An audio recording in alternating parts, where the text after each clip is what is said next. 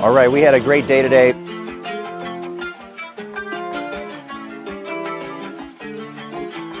Took them out to this tequila factory or tequila distillery called Viva Mexico.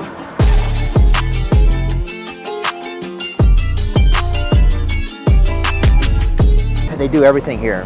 They process all of the agave and they make the tequila as we know it. And it should be an interesting experience. I heard we get to harvest the piña, which is actually taking that agave and taking the core out, and then that goes through the process. So that'll be kind of fun. It's a beautiful distillery. We're having a great time. The girls are excited. So now we have about 35 different brands. They don't belong to us all, but we sell the liquid only from them. See? Real lime came off that tree.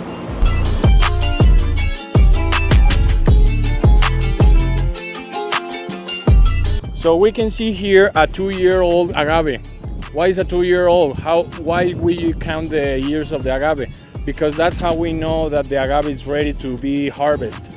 How is that so? How is that help to the tequila? Well, the agave have a lot of nutritions that you right now are drinking. Like for any examples, the sugars or all the flavors, like we say the green flavors. The green flavors became from the tequila. How is that so? It's like when you drink, kombucha. You're drinking the flavor of the plant. Is that what the agave is giving to us? It's pretty neat. We're learning about how they have to treat the soil and make sure they grow the agave plant. And now we're going to get to see how they harvest it. So it's pretty cool. And what does the Hima have to be with the flavor of the tequila? If the Jimador does high Hima to the agave, the high Hima it's when they leave a little bit much of the leaf that they are cutting right now. So what flavor bring to the tequila that little part of the leaf? More bitter flavor. So when you're tasting a bitter flavor in a tequila, you can say, maybe this was a high Hima or a close one to the heart. How is that so? You're growing, well, you have more pineapple, more piña to have more juice, but the flavor will be bitter. But when they cut it more close to the heart, you have more nutrition, you have more good flavor. Dude, this has been a lot more informational than the other tours. I feel like the other tours focused on like the tequila itself, like already liquid form. And now we're learning more about the actual plant, like where it comes from, how they harvest it. It makes sense now that he shows us why they would call it, why they would say that it belongs to an asparagus family. It's pretty cool. I like this. This is very exhilarating. I'm learning that the agave is related to the asparagus family. Both very nutritional to me. How many agaves do you think you could hack up in a day? Probably 4 or 5. You think you get 4 or 5 in one day? Yeah. So if you drink tequila, your pee smell and taste sweet. And then if you ate asparagus, your pee smells like asparagus. Asparagus. Just as smelly. That dude does 300 a day. It's like, it's a lot of. You can do that easy. I mean, I'm basically a day laborer too. There's just I don't think I could do that. Not that, no. Like doing plastic surgery out in the sun all day? Yeah, I could do it. Definitely, he has a lot of good technique. He's not a very muscular guy. He's got good technique. He's knocked it down. He's just doing this heat, like, Little tidbit about me. Dr. Mouse doesn't like to sweat. I don't sweat. I don't like to sweat. Gotta stay pretty. As soon as I cut one, that's it. You think you only do one? I can only do one. Amelia said she could do like 5. So what? Like the whole day, 12-hour shift? No, 5 of them. They bring the agave right here. What are we watching right here? We were just talking about that. She told me like, they look dirty. No, they look good. Why is that so? Like a good fruit, what are you looking in a good fruit? Sugary, right? That it's sweet, that it tastes good. How is the nature telling us that this agave is sweet, is ready to go? Sticky. And what are those brownish spots? No. Sugar. That's right. Like Celia Cruz, right? Azúcar. That's good for us. That's good for the tequila. They cut the agaves to put it on the ovens. Like you can see a worker, a hard worker over there. We have to say thank you to him, because thank you to him, we have the good tequila, right? They do all the bad work.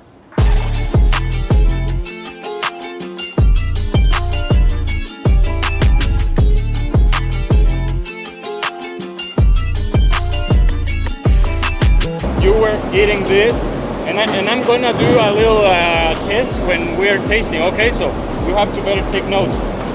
So you wanna take it and pass it on? What are you tasting in there? Sugar. Super sweet. Like a sugar cane, right?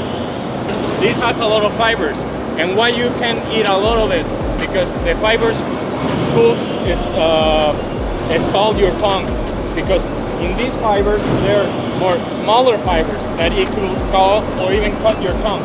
So that's why you have to be careful with it. So if you wanna taste a little bit, you wanna take? It's almost like a yam or a sweet potato, but you can actually suck the sweet juice from it. It's really good. Yeah, it's like honey. Were you expecting it to taste like that? Not at all. Not at all. You didn't expect to do that. I can understand why in the old ancestral days the children would consider this like a candy. Yeah, it's amazing. So the second time on a distillery tour, for sure, this is a little more technically involved. Actually see like the process rather than just kind of demonstration of what they do. This is an active distillery. It's pretty neat to see the process. Very impressive. Are I telling you that this is tequila?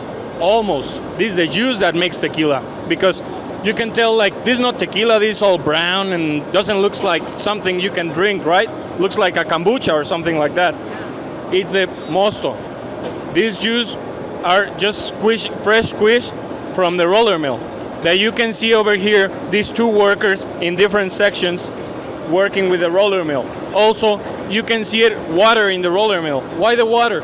To clean up all the equipment and also to level up the bricks, because we don't want any high brick level in the alcohol, because it will make a bad tequila for the health people. You could get blind or even worse. Yeah. Wash your veggies. Don't want to go blind.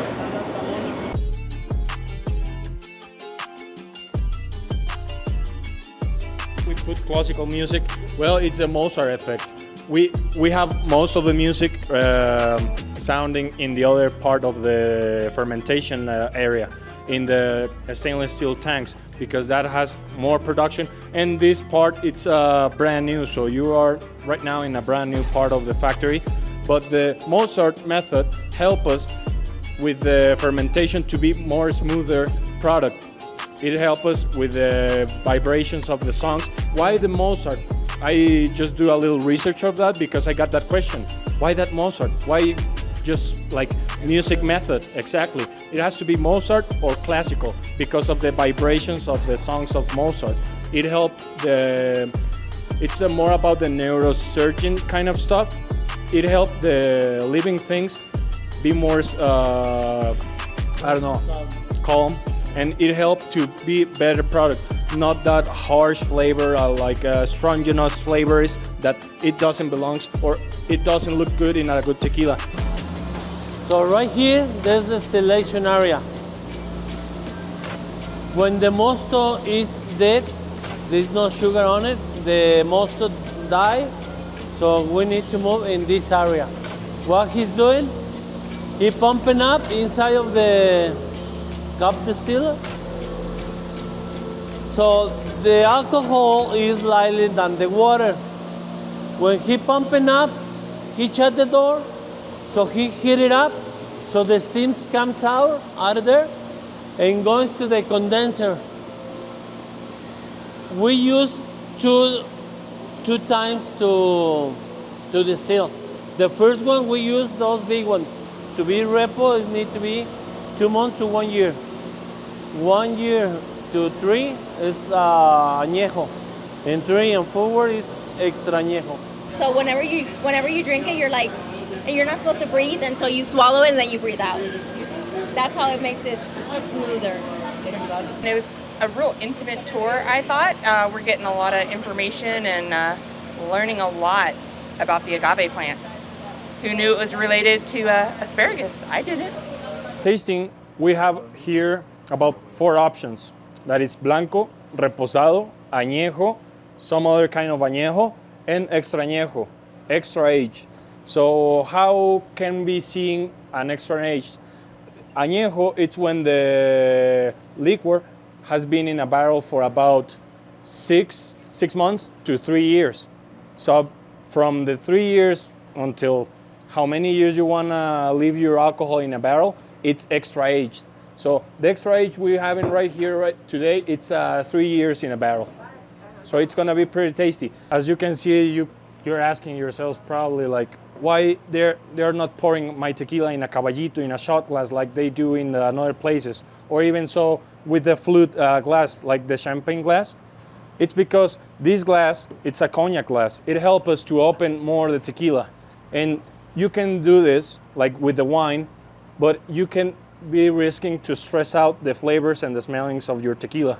What you can do with this type of glass, you can just roll it. Without any fear of dropping. We're not gonna be judging about that. You can drink it by the table, but it helped the tequila to be more open to your nose. Like my nose is not as educated as a master distiller, but it can help me to feel like, right now it smells like something green, something about a pineapple of the agave, and it helps you to be more smoother tequila if you do it more slowly. And also it helps us to watch the little legs, the drops, or I learned a fun fact today that while the agave is fermenting, they play classical music 24/7, but only Mozart. So I thought that was pretty cool. We all say we don't have any customers, so you are not customers. You're right now part of the family Viva Mexico. So please welcome to the family. Anything, we're doing the little tasting, but after that, you can take whatever you want, you can drink, you can pour yourself, but feel in your home. Well, that's the end of our tour. Finishing up with the testing of all the tequilas they make. And, had a great time. The weather's about as perfect you can ask to be in Guadalajara, Mexico. And, just a really in-depth experience of how they make tequila. They have a lot of pride in what they're making. At every step, they have a lot of pride and love of what they're doing, which I can fully appreciate. Really, just to be with my team is really the purpose of all this, to be my team, spend more time with them, and kind of celebrate a great trip this year. So, anyway, stay tuned for more. Got some big plans for the next fundraiser for 2026, and new things coming for 2026 for the foundation mission trip. Or stay in the States. We'll see. Stay tuned for more.